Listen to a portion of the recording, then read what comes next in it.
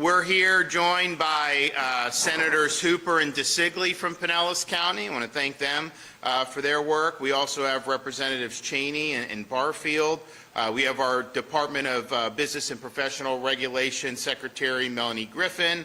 And then we're going to hear from some locals who've been involved in the issue we're going to talk about, Earl Cooper and Ronnie Drimmer. So I want to thank everyone for being here. As you can see from the placard, this is an issue that we've been talking about for over a year now, about the need to provide condo owners with relief from some of the regulatory apparatus that has been instituted over the years. And we all remember the Surfside tragedy that happened down in South Florida in 2021. And there was obviously a lot of concern about how could a building just collapse in the middle of the night. We lost almost 100 people. A lot of people fled and were able to get out safely. But it was a really traumatic event, not just for Surfside, not just for South Florida, but for the entire state and even around the country and the world, because so many people who had units there had relationships in different parts of our country and even around to other countries. And so the legislature enacted provisions to try to ensure that something like that doesn't happen again. And while that was well-intentioned, in application, there were a lot of folks that had a lot of concerns about how some of these assessments were being done, whether people could even afford to even stay in their units. And, you know, the thing about it is some people will say, oh, well, your condos have gone up in value in the last, 5 years or whatever. So if you can't afford the assessment, you can just sell. The problem is all the housing has gone up, right, over the last. Part of it's inflation.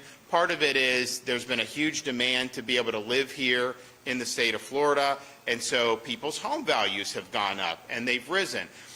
And so you can sell a condo unit, maybe you do make a lot of money, but it isn't like you're going to have a lot of affordable options to be able to go. So that puts a lot of our condo residents in a real predicament, particularly senior citizens who are on fixed income. So we started taking input on this last year. We did some roundtables, including, I think we did one in Pinellas County, where we were listening to different folks who had these units, who were in the trenches, seeing what was happening. And I called for relief. I called for reform last year. You know, we were thinking about, some people say, well, so those initial kind of structural assessments were due at the end of 2024, and some were saying, well, why shouldn't the legislatures come in and do it in 24? And I was actually supportive of that happening.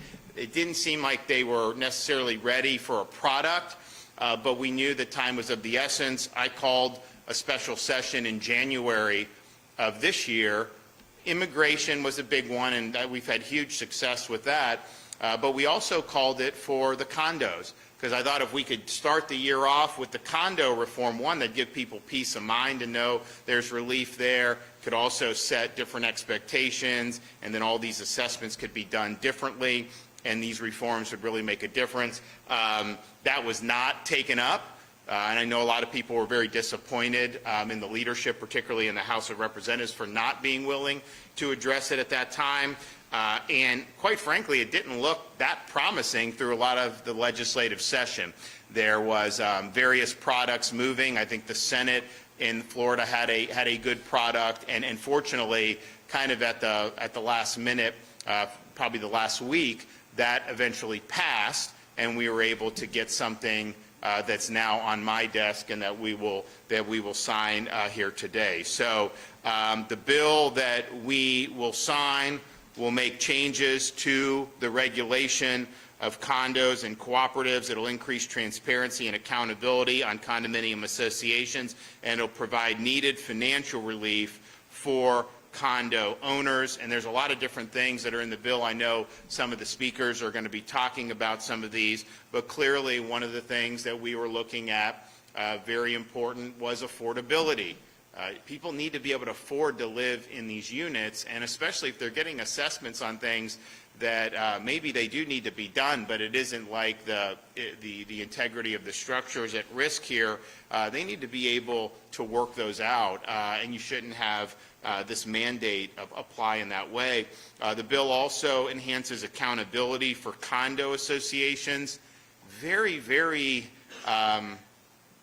treacherous governance with these condo associations. I mean, good Lord, the politics, and I mean, like, you know, no thank you for wading into that. That's really tough. So we want to have accountability if those associations are not living up to what they're supposed to do. This also makes sure that our department here in Florida, professional regulation, will be able to prohibit association managers whose licenses have been revoked from holding any role in a management firm or being licensed for 10 years. And so I know we've had problems in these situations, and it's like, you know, human nature is what it is. There's always going to be problems in any entity or organization. Question is, like, are those problems addressed so that people know that doesn't work, or does the buck just getting passed? Do people just end up going different parts around the system? So I think it's important that we have good accountability. Bill also enhances oversight, transparency, and empowers condo owners to be more involved in the decision-making of their associations. And then finally, the bill promotes financial transparency, including requirements for increased financial transparency and requiring unit owners have access to their association's financial records, which I know a lot of people have been interested in doing. So there's a whole host of reforms that are in this bill. I know some of our speakers are going to talk about some of the individual items, but I do think that the final product that emerged shows that the people's voices were heard on this, the concerns were heard, and it wasn't just us that was gathering the concerns in the governor's office. I know the Senate, Florida Senate did a lot of work to try to get this thing in the right spot. So this will be meaningful for folks. I think that this will provide relief, but it's also a very complicated set of issues that you're dealing with. And as this legislation takes hold on July 1st, hopefully we'll see a lot of good things, but to the extent that there needs to be some cleanup next year when the legislature reconvenes, we got to be willing to do that. I'm also, while I'm here, pleased to be signing another piece of legislation, HB 393, to make improvements on the My Safe Florida Condo pilot program based on feedback and input from condo owners to improve its effectiveness and to tailor the program more specifically to the condo owners who we are here to bring relief to today. And so My Safe Florida Condo was kind of piloted off of the My Safe Florida Home program. It makes these condo associations and the condo owners eligible for these grants to be able to make improvements that will promote resiliency against extreme weather events. And so we've obviously seen here in the Tampa Bay area the impacts of both Hurricanes Helene and Hurricanes Milton. When you do have those protections, when you do have those improvements, it makes a difference. I can tell you, just having dealt with these, I mean, we've had 6 major hurricanes in Florida in 7 years. I wasn't governor for the first 2, but I was going and visiting Hurricane Michael area in the immediate aftermath, Panhandle. Then I became governor, and we did a lot of the rehabilitation with Michael and even Irma for some of those areas. And then we had Ian, and then we had the more recent ones. When you have the improvements made, when there are things that are protective against hurricane, whether it's both the surge or it's against the winds, those structures do better. There's just no question. I mean, I would see some of these Hurricane Michael, you'd see a structure just sitting there like nothing happened to it, and then right next to it, whatever was there was just gone.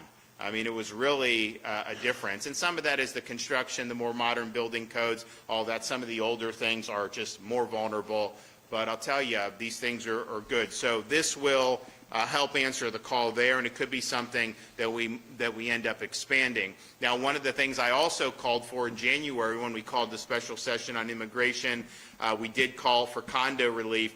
I also called to replenish the My Safe Florida Home program because we had a lot of people sign up, a lot of people got approved, and then the program basically spent all the money from the people that were in the queue. So yeah, you come in and people get their grants. So you had a lot of people that had been approved, were on a waiting list, wasn't any money left for grants.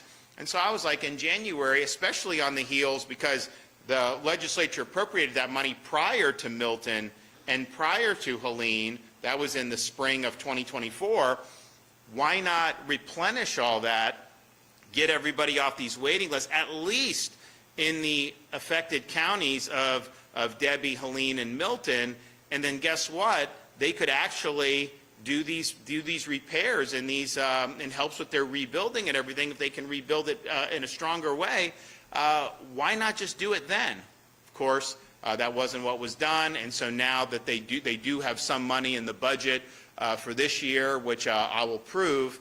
I don't know if it's going to be enough to really do everybody on the waiting list. I think there's like $100 million to do the backlog of the waiting list and another few $100 million, but obviously that other few $100 million is going to go to the waiting list too until the people are off the waiting list. But I thought that was a big missed opportunity when these people have already qualified. They've already been promised these grants. All you had to do is get the money out. They could have done, and a lot of this stuff would have been done by now, so that then you go into hurricane season. Now this money's not going to be available till July 1st. I just don't know how much of that is going to be able to realistically be accomplished. Knock on wood, hopefully we don't have to worry about it, but if we end up having another major storm, it's just a missed opportunity for that. But so that there will be money for that. We're going to work to get it out the door as quickly as possible, but that will become available on July 1st. So the two bills we're signing today are positive. The condo relief, we needed it. A lot of you spoke out about it, and it made an impact. Because I think if there wasn't public input, I don't think that this would have ended up passing, to be honest with you. I know that there was resistance in certain quarters, and so your voice did make a difference. And I know, talking with Nick and Ed Hooper and some of my friends, they were like, we cannot leave town without doing this. Like, we have to do it. People need relief. People are dependent on us to get it done. So I'm really glad that that sentiment prevailed. But I do think that this is something that the folks that are concerned about the issue really did make a positive difference on. So thank you for making your voice heard. All right, I'm going to have a couple folks come up here, say a few things, then we'll go ahead and make it official. So we'll start with Secretary Melanie Griffin.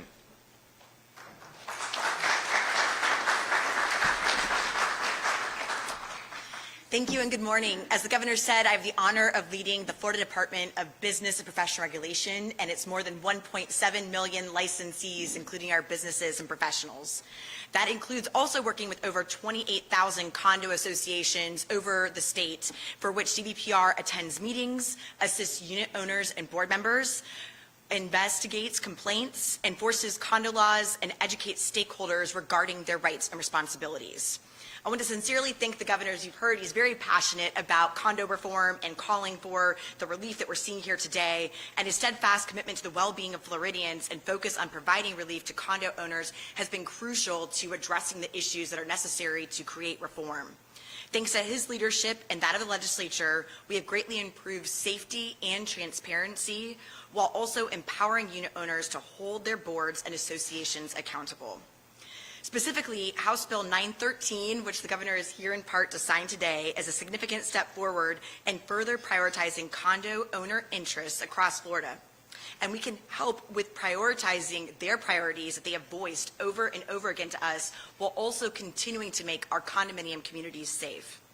The bill specifically does at least 5 things that I'm going to talk about. One is to extend the reserve study requirement. As the governor mentioned, we've heard over and over again from our citizens that they need financial relief. And this will provide a 1-year extension that will immediately give them relief from sudden and burdensome fee assessments that will greatly help our unit owners afford to stay in their homes across Florida. Second, it provides alternative funding options. The financial flexibility is provided here to help associations meet reserve requirements in alternative ways, and it includes an on-ramp for items that still have a useful life so that you don't have to immediately fund them 100%. You can actually honor that useful life and, again, provide financial relief to our unit owners, which is crucial. Third, it builds upon the prioritization of legislation to make sure that we have transparency in our condominium associations, that our unit owners have access to know what the boards are doing, and particularly to financial records regarding their association. Fourth, the legislation holds condo board members and community association managers accountable, but without penalizing our unit owners. We certainly don't want them to have any more burdens in their community life. And fifth, it requires condos to report information about their association to the department, which will allow DBPR to best contact associations and have the information that we need to actually help the citizens who are contacting us on a daily basis. With that, I want to give a warm thank you to everybody who was a part of this legislation, especially our friends at the legislature, including Senator Bradley and Representative Lopez, who worked tirelessly with the legislation to make sure it was in the best place it could be at the end of session. And want to thank the governor again for his leadership in making sure that House Bill 913 is a significant step forward in further prioritizing condo owner interests across Florida. Together, we can uphold these priorities voiced by the condo owners while also balancing their well-being and keeping them safe. Thank you. Okay.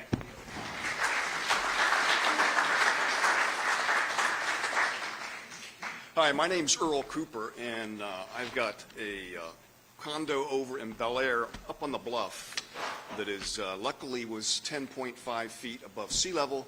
We had no hurricane damage in our unit, which one unit over, they had some washout. Another unit over had some washout. So we were very lucky. We were right in the middle of doing all of these maintenance repairs that the law had previously required us to do. And we're about 2/3 of the way through it now, maybe 75%, and it's going well. We had good response from our homeowners and unit owners. We had about 75% of them paid cash.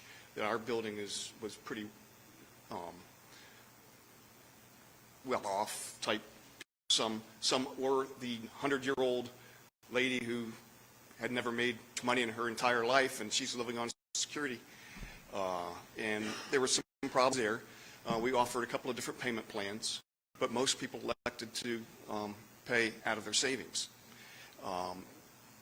What I have a hard time understanding is this is very complicated. My background is in construction, doing large commercial projects, and there are there's 4 or 5 different contractors on our project. The major contractor doing the structural repairs and painting is one. There are items that are owner furnished, owner installed. There are items that are owner furnished, contractor installed. There are items that are contractor furnished, owner installed. Plus we've had some more engineers come out and look at problems that they uncover. Luckily none of them were serious. This mostly just maintenance. And some of the condos that don't have somebody like me who's been in this business their entire life, I don't know how they do it. It's a full-time job for me, keeping track of this and trying to chase people down, contractors, chase them down, and the hurricanes just multiplied the problems. So it's a real problem. But luckily, we're going through it and hopefully to be done by January and have a nice, shiny, new-looking building. But it's been a real challenge. And if I could say one more thing, is we have problems with the old building, things going wrong, like we just lost 2 compressors, 2 20-ton compressors, or 2 10-ton compressors that aren't sitting on a shelf somewhere, and we have to get them to air condition the common areas, and then we have to go through the posting of meeting and all that to get the air conditioner, and the people in the building can't understand why we don't have air conditioning in the halls. And it's just, you're familiar with the posting regulations, and it's they need to do something with that for emergency repairs and something. And it's our building's probably the average age is, I would guess, 70, 75, and they need the air conditioning during the summer. So, any questions? No? We're good. It's tough out there. All right.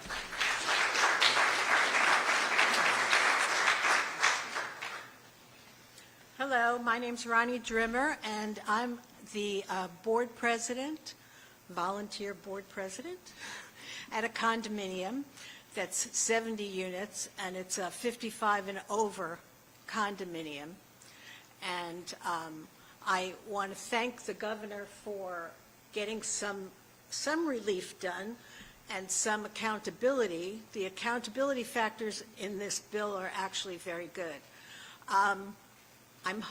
We're on the list to get something from the My Safe Florida Condo relief we're hoping that we get something out of that. We did already get our inspection, and we had to put on a new roof, which we're still in the process of doing right now, because citizens said we needed a new roof. So that's been very difficult, and we have insurance issues that will need to be addressed, and I hope that those will get addressed, because we, at the moment, don't have hurricane insurance, because they raised the deductible so high to $600,000 that it doesn't really pay for us to pay for insurance when a roof is only $500,000. So we're in a little bit of a precarious situation right now, and so I'm hoping that something will be done about that. But I'd like to thank the governor for all his help and for listening to us. Sure. Okay? Thank you. All right, Ed.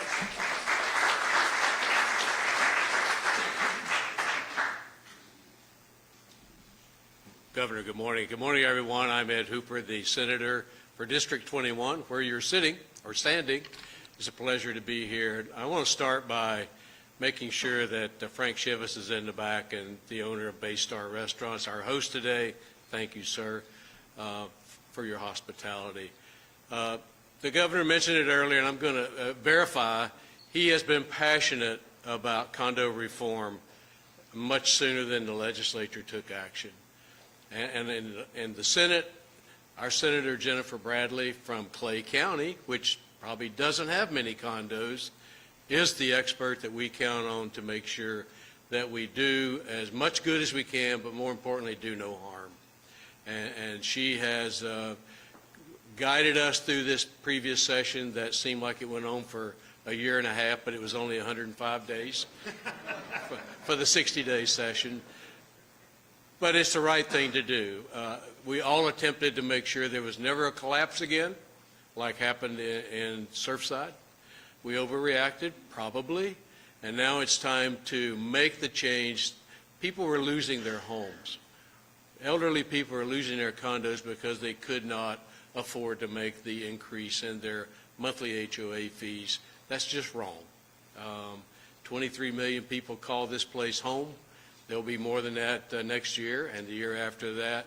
Governor, your leadership has gone unparalleled. We are proud that you grew up in this county, so it's almost like welcome home from. You drove across the bridge this morning and you look at all those condos on the beach on Island Estates. Every one of those buildings was impacted by this previous fall storm. So we want to be here for you. We want to do the right thing. It's a pleasure to represent you in the Florida Senate. We promise to keep doing the best we can to make sure that Florida is the free state and a place where you can enjoy and live and get your families to come visit. And it's a pleasure to be here with you. Thank you, Governor. Thank you. Nick?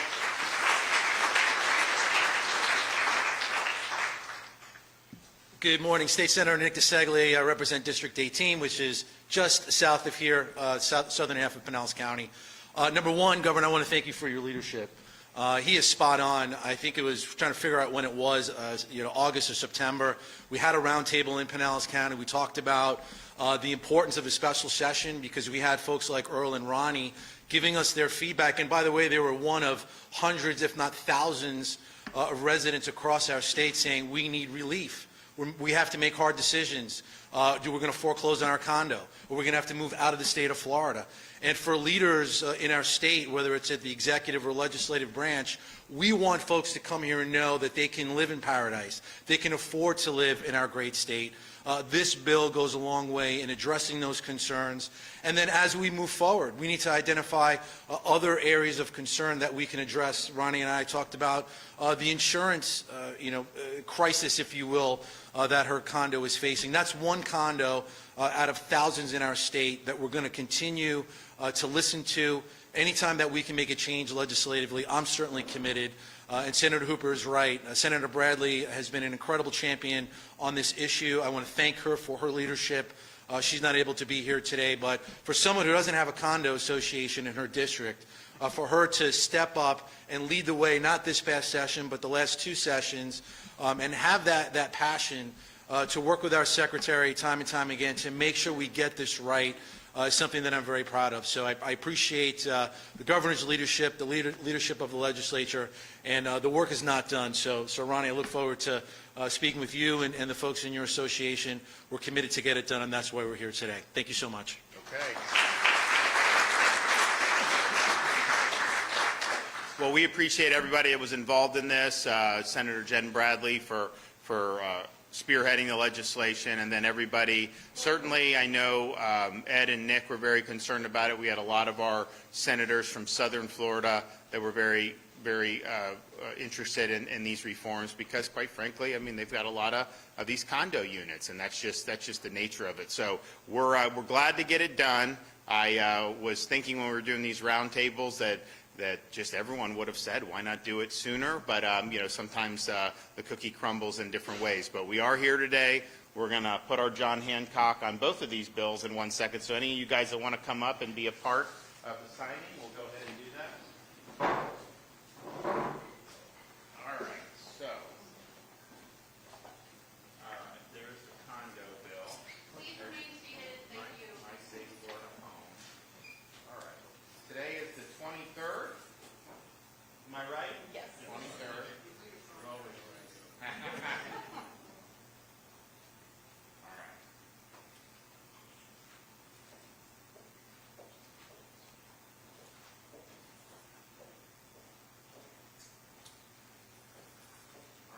Anyone want a pen on these? Sure. There you go. Anyone else? Yeah. Anyone else? I got one more. Okay. Do we have any youth in the audience? I don't see any.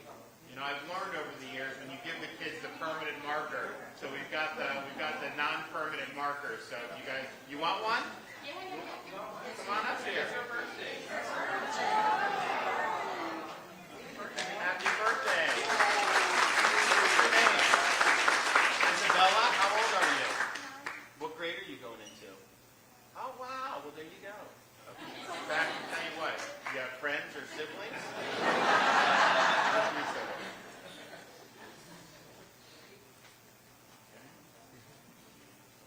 This is the My Safe Florida Condo Pilot Program bill. I think we'll do some good. I got 2 more. Anybody else? Okay. All right. So, big one, and then the condo safe Florida. There you go.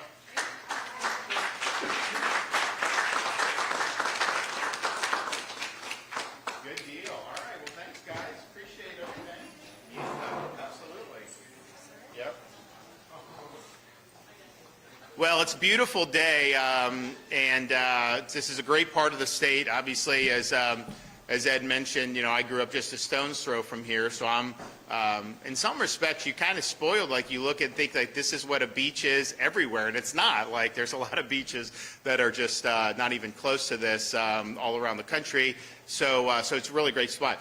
And it's interesting, you know, we got, summer kind of came very quickly. It started to get really hot. But just so you know here, I looked at the weather. It's upper 90s in Tallahassee for highs. I think it's high 80s, low 90s in most other parts of the state. I don't even think Miami's going to hit 90. And so we're, legislature's out of Dodge now, so they don't have to worry about it. But we're in the sauna stage of Tallahassee weather, which I will be returning to today. And partially the reason I got to do that is because we're going through the budget that was just passed by the legislature last week. And, you know, I want to thank Ed Hooper as the budget chair for really working hard. It was a kind of a thankless task for what they had to do.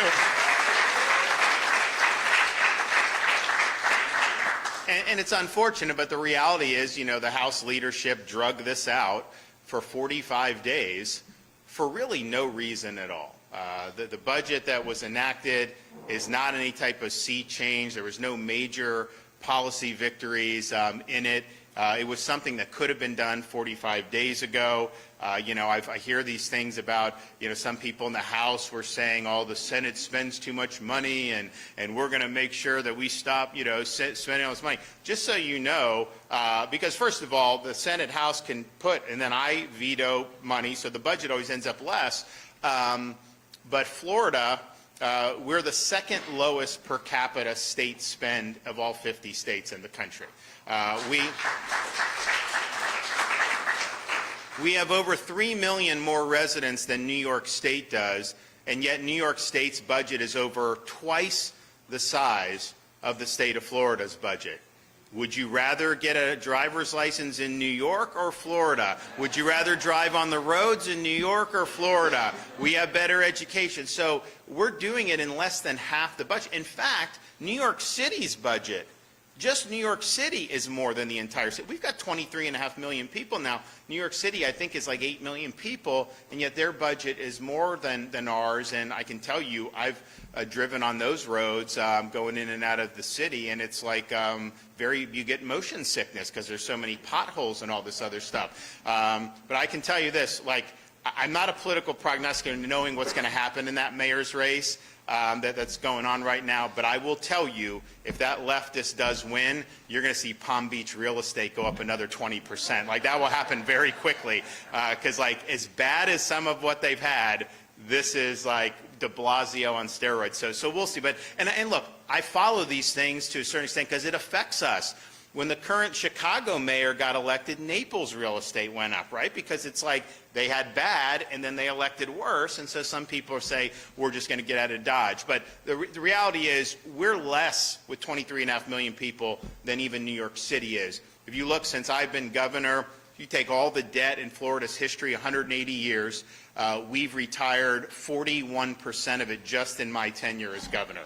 So your share, we have the lowest per capita debt of any state in the country that has state debt, and it's not a lot anyways, but we've done a lot. So your share as a Florida citizen for your state debt is like $400 a person.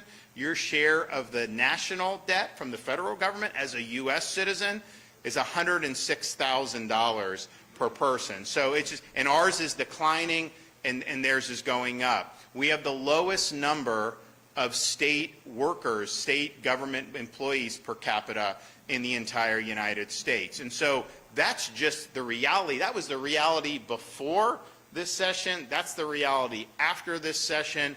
And so the posturing and some of the stuff that was done to drag this 45 days, that was theatrics. That was not operating in good faith. And look, I mean, the current year budget that we have spends less than the previous year budget, and our fiscal year is going to end soon, which is good, and we'll spend less in next fiscal year than current. Not a lot of states can say that. But if you look, I mean, we did, my recommendations at the beginning of the year were about $117.3 billion total, and the legislature enacted $117.8 billion total. So that's $500 million more than what I did, because they don't include what they put in the back of the bill when the House people say this stuff. So the reality is that's $500 million.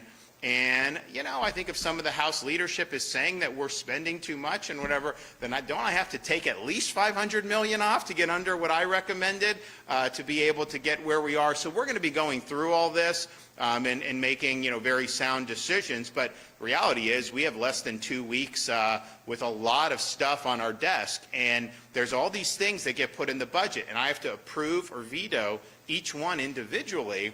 And part of the reason we've paid down so much debt is because I've been willing to do that. And there's some things that are obviously good for the state, like some of the stuff that Ed and Nick have done for help the hurricane damage. Like, I'm going to be supportive of that because I think it's important. There's other things that get thrown in there, not that Ed would ever do this, but there's things that get in there. I don't know how the heck it gets in there. You can't do it, right, with your tax dollars. But there's a lot of stuff where, that may be good. Maybe it's not. You got to kind of do research on it. And yes, if there's something that Ed wants to do in Safety Harbor, I can call him and say, hey, what's the deal with this? He can explain to me, all right, got you, I'm good. But I can't do that with everybody.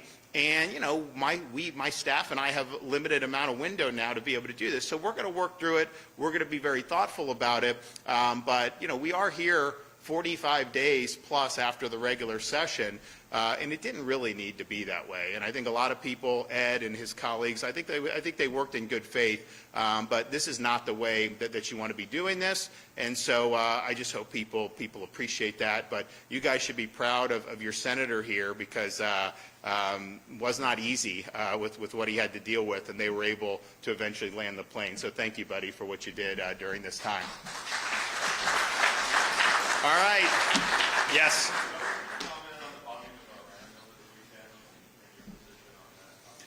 Well, I was on Maria Bartiromo's show yesterday and was able to articulate my views on that. But I think that President Trump, from the time he came down the escalator in 2015 till the president, has been very consistent. He's also been correct that the policy of the United States is that Iran cannot have a nuclear weapon. And the reason why they can't have a nuclear weapon is, one, we don't want to see nuclear proliferation generally, but two, no country has been more hostile to the United States of America since 1979 than the Iranian mullahs have been. And that started with the hostage crisis in 79 and 80. It continued with the bombing of the Marine Corps barracks in Beirut, Lebanon in 1983 that killed over 240 service members. You also saw it at the bombing of the Khobar Towers in 1996. And then when I was serving in Iraq as a junior officer, the majority of the casualties, both killed in action and wounded in action at that time in the conflict, 2007 into 2008, were at the hands of Iranian-backed Shia militia. So they are responsible for maiming thousands of American service members and probably killing over 1,000 U.S. service members. The terrorism you see in the Middle East, whether it's Houthis, whether it's Hezbollah, whether it's Hamas, that is all because of Iran. Iran funds terrorism around the world, and they're the world's leading state sponsor of terrorism. Third, Iran's ideology since 1979 and their ruling class with the Ayatollah and his other clerics, we rely on mutually assured destruction to ensure that someone's not going to launch a nuclear attack. I mean, during the Cold War, Soviets had enough nuclear missiles to wipe America off the map. We had more than enough to wipe them off the map. They knew if they fired one at us, we'd fire back, and then we'd both end up going in a cloud of smoke. So that deterred, because it just wasn't worth doing. You know, the problem with Iran is these are militant Shia Islamists, and so they have a very apocalyptic, radical ideology. So mutually assured destruction for them, if they fire at Israel and knowing Israel will fire back and do immense damage, or the United States, I don't know if they could reach the United States yet, but if they did that, now because they do consider us the great Satan, they know that would be a lot of damage, but that may not be a deterrent for them. That may be an inducement to them. That may be furthering what they want to do. So I think people have recognized that them being able to acquire a nuclear weapon would be a unique challenge, not just for the region, but throughout the world. And you know, no one's really been willing to fully do anything about it. And I think President Trump showed decisiveness to be able, you know, to act when he did. Now people say, well, what are they going to do to respond? And they may, right? I don't think they can respond effectively conventionally against U.S. forces. They just don't have the ability. But that's not typically how they operate. They operate through these proxy groups, through these militia groups, through Hezbollah, through all this stuff. Who knows who they sent across the southern border during Biden's administration? We don't know, but I just think it's important to point out they've been waging conflict against the United States since 1979. They've really just been limited by their means. If they had more means, they would have done more. So I don't know that it's going to radically change certainly their capability, but their posture was hostile before this, and obviously, you know, it will be hostile since then. Now, for our part, when the IDF operations commenced against Iran and Iran started firing those ballistic missiles into Israel, we knew that that would impact residents of the state of Florida, because we have college students who are studying abroad that are students at our state university system. We have families that go on vacation to Israel. We had church groups that were going over there. We had Birthright Israel, people that were going to Israel for the first time in their lives. And and we knew that they were in dire straits because Ben Gurion Airport was totally shut down. It isn't like you've got a lot of great options. It isn't like you're in Florida and you can just go to Georgia or go to South Carolina. It's like, that region is not the easiest region for folks. And so we knew there was going to be need. We had effectuated rescues after October 7th, 2023, with Florida's Division of Emergency Management when the Hamas attacks occurred, and we were able to rescue a lot of people from there. We've also rescued Floridians and Americans from instability in Haiti at the beginning of 2024. So this is just something that we do, and we kind of know how to do it from an emergency management perspective. This was more difficult than those other operations, but we were able to get 1,500 out during the first week out of Israel. A lot of them ended up in Cyprus, boated to Cyprus, and then we've been running flights now from from wherever. I mean, I don't even want to give the details. So we're just running flights. We're running flights to the U.S. So I was there to greet folks on either Thursday or Friday of last week, and you see somebody that's like 20 years old that thought they were just going to study some. I saw a big church group from North Florida. They're going there to look at all the historic sites. And you can open the Bible. They can point to you, like, here's where David and Goliath. You go to Bethlehem. You can go to all these places. And it's unlike anything you'll ever do from a perspective of not just faith, but just the incredible history of thousands of years. I mean, Florida, our history, I was doing the National Guard Symposium, and we joke with Massachusetts because they claim they have the earliest National Guard muster in 1636. I said, St. Augustine, the Spanish, 1565. So Florida, we kind of got some decent history in terms of that, and yet that is chump change compared to over there. So this is like a really, really memorable, and in some people, life-changing experience to go over there. Then to have it interrupted with this, where people don't really know where to turn, I think people were just genuinely appreciative that the state of Florida was there to help. So those operations are ongoing. We, of course, anticipate that there'll be more Iranian attacks in Israel. And sometimes what happens in these things is the response to a U.S. action will be just simply to take it out on Israel. So that's something that we are contemplating. But the operations will continue. And I know that there was a little bit of not delay, but just during the Sabbath, some of the folks weren't traveling on Friday night and Saturday into Saturday night. So those flights, though, will be continuous until we get people to safety. Regarding the budget and also the bills that are in front of your desk right now, if I can ask, I know property taxes are not really addressed here. Can you talk about that? But also, a bill was on your desk that would ban drilling for oil within 10 miles of the Appalachian River Basin in North Florida. What are your thoughts about that? So we need property tax relief for Floridians. That just needs to happen. Now, I've also said I wanted to do some short-term relief. We're limited at the state level because the property tax is a local issue. There is some of that revenue that gets directed to education because of the way we fund Florida schools from the state level. But the reality is your millage rate is set by local governments. Constitutionally, the power to tax property is local governments. If we wanted to pass a law to say you couldn't do that, we wouldn't be effective in doing it. We'd have to go to the Constitution. And so that means we've got to put it on the ballot for 2026, and then voters need to approve this on the ballot. And so my vision is that if you own your own home, then that means you should not have to perpetually pay rent to the government every year.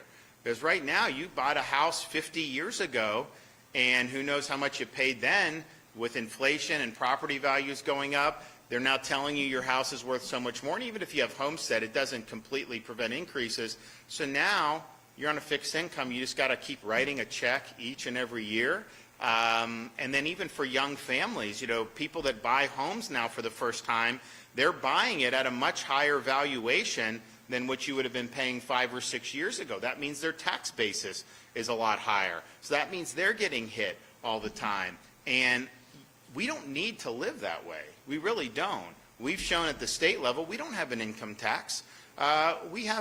It's funny because people will talk about California, and they'll do the comparisons at Florida and California. California has the highest state income tax. And so you'd think that, okay, they're socking it to the Silicon Valley wealthy people, but they're going to look out for the working class. No, they have the highest sales tax in the country too. And yet it still doesn't manage to work. So our sales tax is on the lower end, and we don't do income tax, but yet we're able to do a lot of key things that really matter. So on and on local governments, some people say, well, especially these rural counties, well, they rely on property tax revenue to be able to fund the core services. And I had my folks run the numbers. I think we have 31 or 32 of 67 counties in Florida that are considered fiscally constrained. And it's like, look, Pinellas, you can have people want to come visit here. They pay money to stay in the hotels. They pay tax while they're here doing stuff. Some of our fiscally constrained and some of our more rural areas, they may not be a hub for tourism. They may not have as much industry in their communities, and so their tax base just may be more challenging. So I understand the concerns, but I ran the numbers. If you have 31, I think it's 31 fiscally constrained, and you totally eliminated and said you are not allowed to do any property tax on any Florida resident's homesteaded primary residence, their property, we could backfill that for about $300 million a year. And just so put that in perspective, that is not a heavy lift for the state of Florida. That's an easy thing that we could do. So I think it can be done. We're going to be working hard. I know Senate President Ben Albritton is very interested in pursuing this major reform. But could you imagine, you can come to Florida, I mean, not just for retirees, for families, everything, but just think about, if you pay no income tax and then you actually own your home without having to fork over money to the government every year, that is the free state of Florida.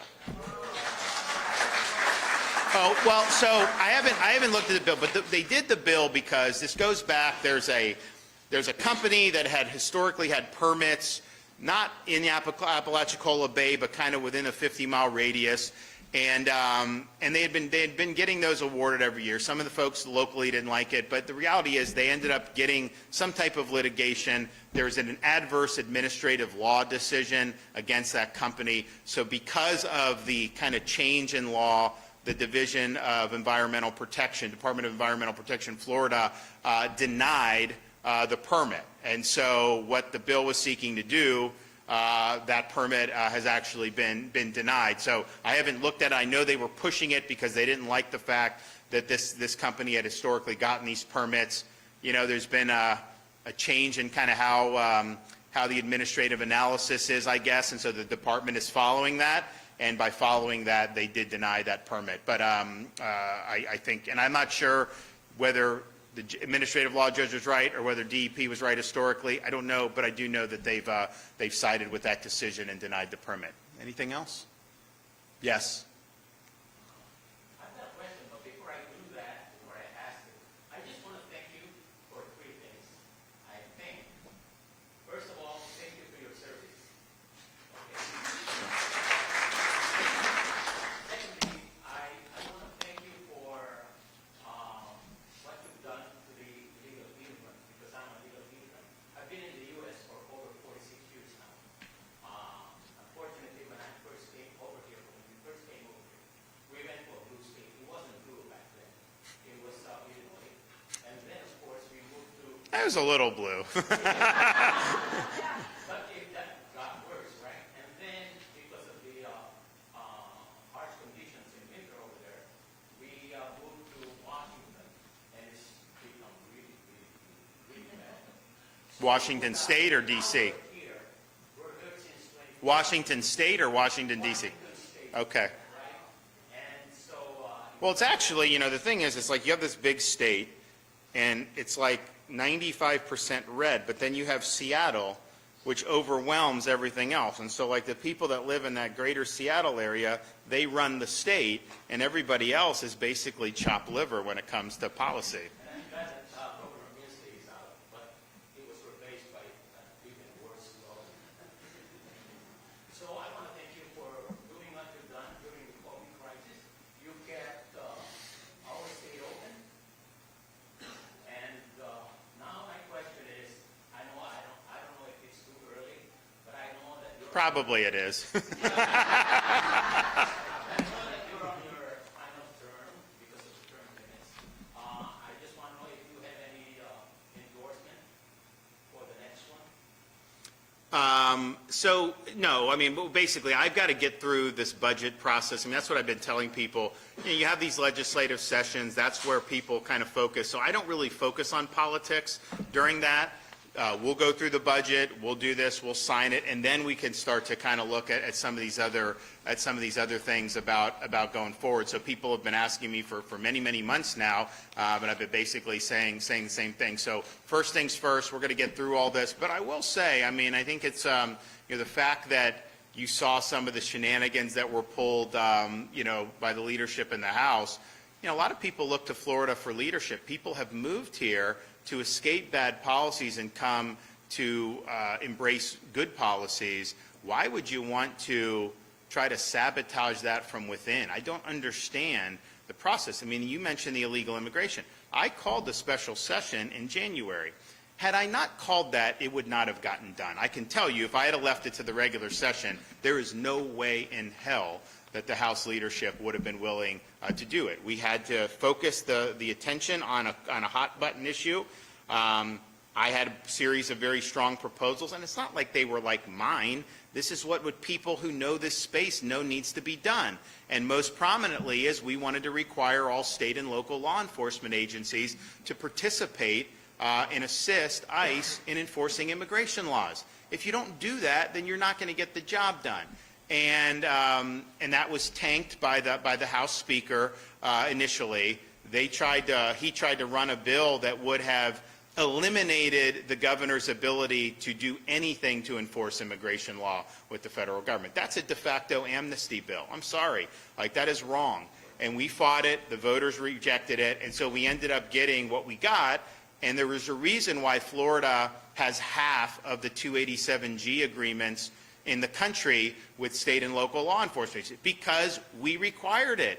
We required participation. That's the easiest way to participate. And we should not have been that should not have been an issue. That was the #1 issue that President Trump got reelected on. It was been a #1 issue these guys run for office on for years and years. And to have seen that, I'm like, man, why don't you just do what you told voters you're going to do? So I do think that there's a problem of folks running, these consultants will say what the voters want to hear, but then somehow you think you can kind of get up there and do something different. That ain't the way it works. You got to follow through with what you said you're going to do, and when you don't, I think it creates a lot of static. And so I think you saw some of that there. We were able to land the plane on the immigration, but I'm thinking to myself, I'm having to fight the leadership. This is the biggest House of Representatives majority the state of Florida has ever had for Republicans, almost a 3-to-1 majority. And I'm having to fight tooth and nail to get legislation to deport illegals and to make sure our local governments are helping out with this. I mean, the House should have called the special session. It shouldn't even require. They should have been crawling all over hot coals barefoot to get up to Tallahassee to do a special session. That's what the voters wanted on that, and it just wasn't done. And so I would just tell folks out there, people have kind of been able to think, oh, Florida, Florida leads, we get it done, we do this, we do that. But the reality is I do think that that's fragile, and I think that the 2025 has shown that. So we'll see, kind of how we go forward. But do not sleep on the future of the state of Florida. I think that you can definitely see a variety of different pathways going forward. To me, the obvious pathway is to solidify the success we've had and build on that going forward, and I think that can be done. Thanks, guys. See you later.